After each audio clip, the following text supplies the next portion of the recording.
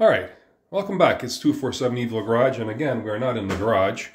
We're going to be doing a little job today, and I have an assortment of brand new Weiser locks here. And since I just moved into this house, good idea always to change the locks on the house when you move into a house. And this here, I find this very irritating. You have to have a key in the door all the time to open it. And I put the cover on again. But anyways, that's a problem. So I can take my key off my key ring, put it in the door, lock the door, keep the key in the door all the time in case I want to open it. Otherwise, go hunting for my key. Well, I don't want to be doing that. So, and this lock here is really annoying because there's no apparent way it looks like to get the thing off, but there is. This cover here, it pries off. You put a little screwdriver in there, I'll pry it off, and I'll show you what it looks like in a moment.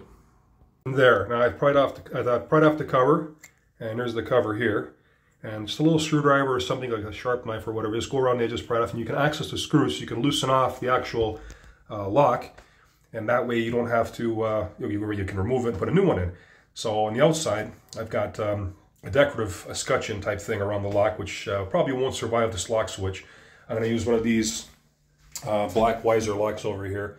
I think they're discontinued now, but anyways, I'm going to put that because it'll match with the door handle on the outside. And on the garage here, I've got an old-fashioned little button here which likes to lock itself and lock me out of the house once in a while. So I'm replacing that with a lever, only because if you're in the garage, you get your hands dirty, or you got something in your hands when I carry it. It's a lot easier to actuate a lever than a knob. So that's my job for today, and I'll be making a little video on that. You only need about a Phillips screwdriver and something to pry that cover off. If you're unfortunate enough to have a lock like this, and this is how they did it back then. I think this house was built in the 80s sometime. But yeah, so follow along and on my excursion here. And the best part about these locks is that I can make the key the same for all 4 locks. So I don't have to carry 4 different keys for 4 different locks. It's a very simple procedure, and I'll cover that too in the video. All right, stay tuned. All right, I'm a little bit ahead here. I'm back. I took off the this escutcheon plate, trim plate around the lock, and I removed the lock. And it's those 2 screws were accessible once that cover was taken off this part here. Undo those 2, and then the whole thing just comes apart real easy. And then I painted the door so you can't see the green that was around it, the previous color door. And I've already installed the deadbolt. It's very easy, very simple.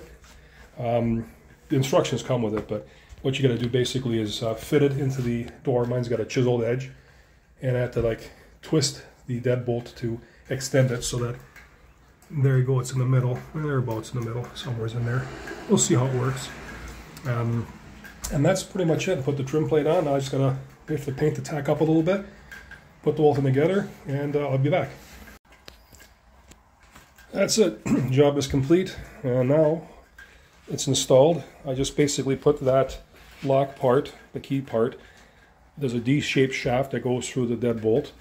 And then the other side of it, it joins into the locking latch over here. And it's also got a D-shaped groove in it. So put the 2 together, line up the screw holes, and screw it together. Pulls the lock into the door. And now, there you go. Door's locked. Door's open. Door's locked. And that is no more of this nonsense with the key and the old style lock on there. So, quick job. I got 3 more to do. I got to get at her.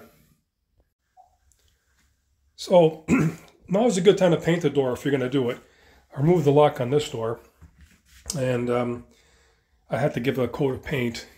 And I also came back over here and touched the paint on this a little bit because I didn't like the way it was looking. But this thing's working just fine. It's perfect. No more bullshit key in there. This one here, I'll be installing the lever handle. I painted both sides of the door, inside and out. And look, we're back on the 247 Evil Garage. Here's my Cadillac. I did this lock over here, and I'm not super happy with the way it went down because it looks like it's upside down.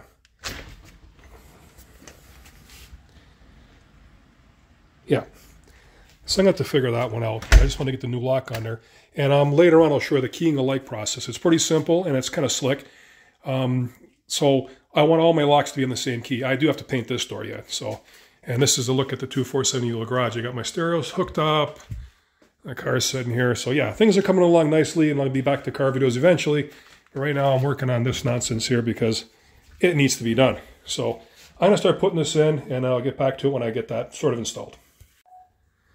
Okay, so I'm putting this one in, and it's got this pattern on it, like a semicircular type pattern, and that kind of corresponds with the semicircular, because it just kind of fits together. And when I put the actual latch in there, it's in there, there it is, it goes the right way. So you slide this over that, which is kind of hard to do with one hand, and then you put the screws in and screw the whole thing together, and then you put the handles on. So I'll get back to when I get that done.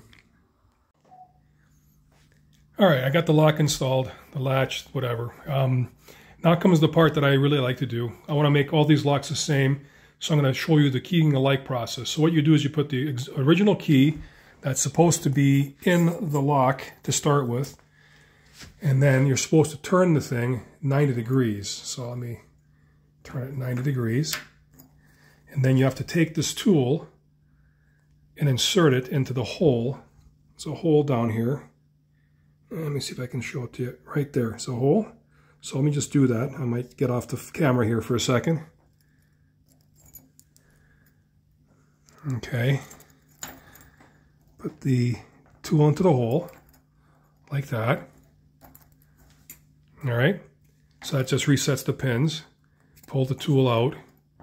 Then you pull the key out, and you take the key that you want to use. In this case, it'll be this key. You put it in. Let's see if I can put it in here, one-handed. Then turn it 180 degrees. Try not to move the key around, pull it in or push it out, and then back up 90, and then take it out. Now the door is unlocked, obviously. Just put the key in there, and there it goes. It locks. So now that's the procedure for keying alike a Weiser lock. And that's just why I like using Weiser locks. A little more money, but it's so simple. It's so simple. And as far as the key being upside down, which it is in this case, it's upside down. Apparently, according to literature, that's fine. That's acceptable. Nothing to worry about. So depends how your door opens. These doors on this side, they open from the left, and the front door opens from the right. So there's no other way of doing it. I use a 3/32 Allen wrench to affix and fasten these little Allen screws in there. The handle's on. I took them off. I thought maybe I can flip around, but no, they only go one way. So either you put the thing in upside down like I did, the two of them. I've got two of them now. They're upside down now, or right side up like that one. That door opens a little different. It opens from the right. So that's that. Now I got one more to do, and at the risk of being repetitive, I'm not going to go through the process on that. But it's the same exact process I just showed you for the last 3 locks. Very simple stuff. Not even sure why I'm making all this home-related content, but that's what I'm doing for now. I hope you all enjoyed it. If you did, click like and subscribe. I do appreciate that. And, until next time, I'll see you.